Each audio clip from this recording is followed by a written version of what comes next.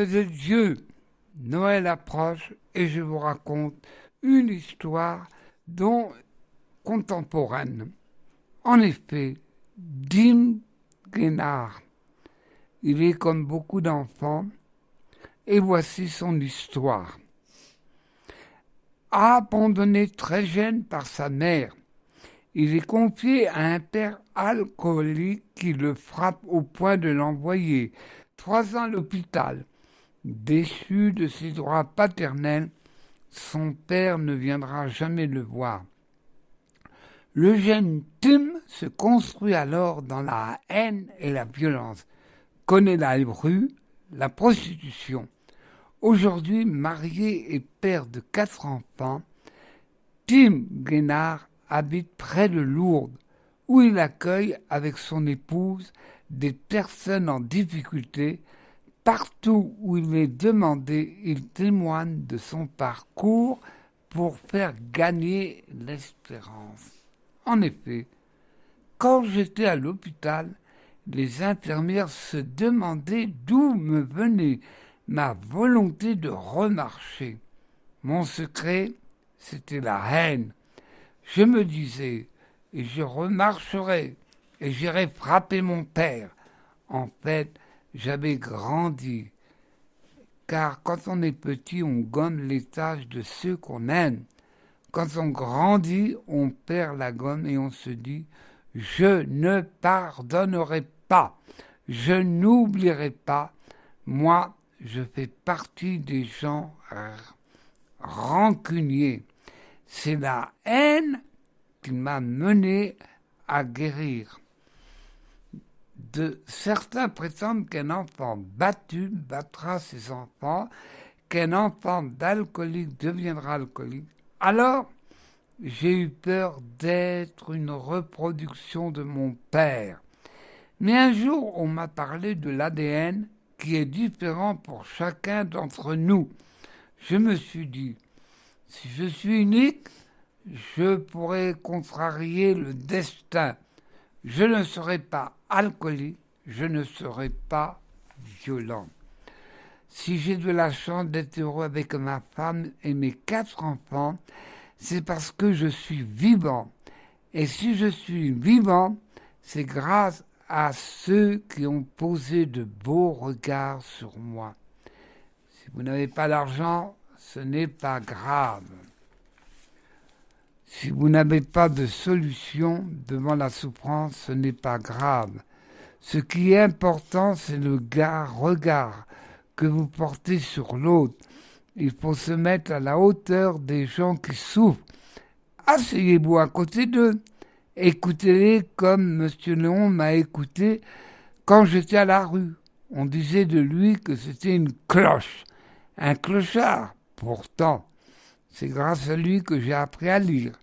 Il y a eu aussi le beau regard de cette femme juge, la première qui a su me regarder moi plutôt que mon dossier. Ses yeux étaient humides, émus par mon histoire. Elle n'était pas croyante et ne connaissait pas Jésus. Mais cette juge m'a considéré.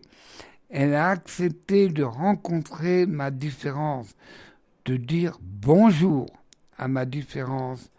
Je ne l'ai jamais oubliée. C'est elle qui m'a donné ma chance en me donnant un métier de sculpteur de pierre. Il y a eu également un prêtre sur mon chemin.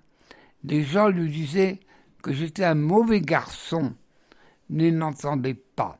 Un croyant pour moi, c'est quelqu'un qui se fait briller de ce qui ne brille pas. Grâce à ce prêtre, j'ai arrêté de voler pendant 1 an. Puis j'ai replongé. Alors je suis allé le voir. Je pensais qu'il allait me chasser. Non, mais il m'a pris par ma main et il m'a dit « Ce n'est pas grave ». Je me suis dit que si un homme était capable de me pardonner comme ça, alors Dieu m'avait tout pardonné. J'ai eu la tentation de voler. Depuis, je n'ai plus jamais fait. Grâce à toutes les caresses de Dieu sur mon chemin, j'ai quitté l'autoroute de la violence. Il m'arrive de rencontrer des enfants qui me disent « Pour toi, pourquoi veux-tu que je me batte contre cette vie? À quoi ça sert ?» L'autre jour, c'était un enfant de 9 ans, oh quelle horreur, qui pensait au suicide. Je ne sais pas toujours que dire à ces enfants, mais je leur dis bonjour pour leur montrer qu'ils sont importants. Je leur explique que si leurs parents sont parfois pénibles, ils le sont parce qu'ils les aiment. Quand on n'a pas de famille, on n'a pas de supporters. Or, nous avons besoin de supporter pour ceux qui nous battent. C'est pourquoi je dis merci à ceux qui sont les supporters des enfants malheureux. Vous n'imaginez pas le nombre de gens qui attendent un « je t'aime » ou un « je suis fier de toi ». Un jour, j'ai été capable de pardonner à mon père, mais mon pardon l'a renvoyé à son passé et à ce qu'il avait fait, et la honte qu'il a ressentie nous a empêchés de nous retrouver. Il n'y a pas de magie dans le pardon. Il faut laisser à celui qui on pardonne le temps de digérer. Je me suis mis à lui envoyer des cartes postales où je lui parlais des belles choses du présent. Au moment où j'allais arrêter de lui écrire, j'ai enfin reçu un signe de lui. Les instants présents étaient devenus plus forts que les instants passés. Il avait su se pardonner à lui-même et même arrêter l'alcool. Il ne s'agit pas d'oublier, mais de savoir vivre avec le passé. La vie, c'est comme un voyage en montgolfière. Pour aller plus haut, il faut savoir lâcher du poids. C'est comme ça qu'on peut devenir l'ami de sa mémoire. Beaucoup de gens souffrent parce qu'ils restent prisonniers de leur histoire. Notre histoire est le droit d'aller aux archives, où on peut aller de temps en temps pour voir ce qu'on a vécu de bien et de mal.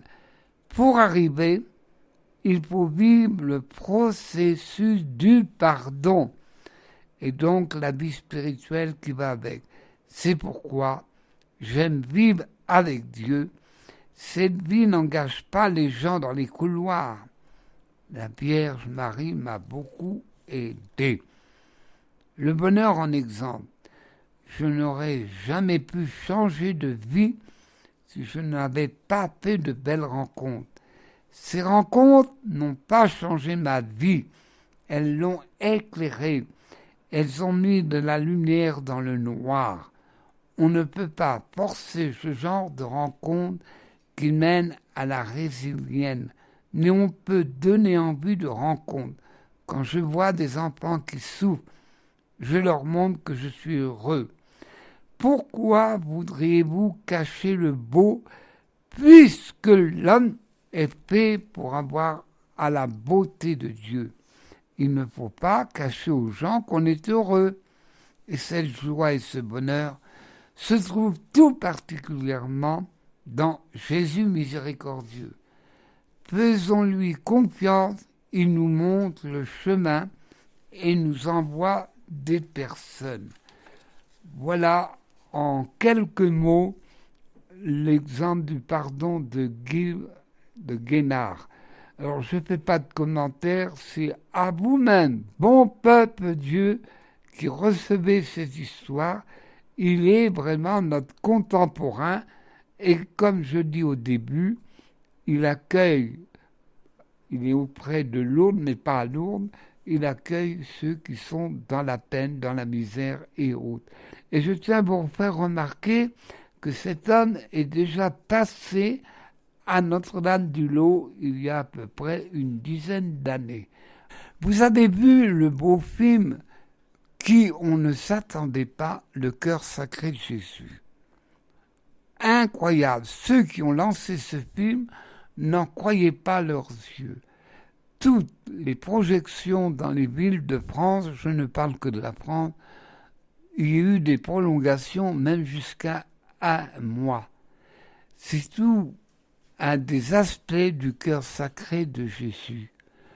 Tout n'a pas pu être dit, mais la mission, c'est dire que quand Jésus est apparu avec son cœur, c'est pour simplement dire, malgré vos faiblesses, eh bien, je suis là pour vous soutenir. Et ce que le film nous a fait remarquer, comme vous avez pu le constater, il y a une fille qui était enthousiaste du sport. N'est pas contre, au contraire. Mais elle a rencontré Jésus et ce cœur aimant. Il y a eu un homme qui était dans la banlieue, qui se droguait et tout.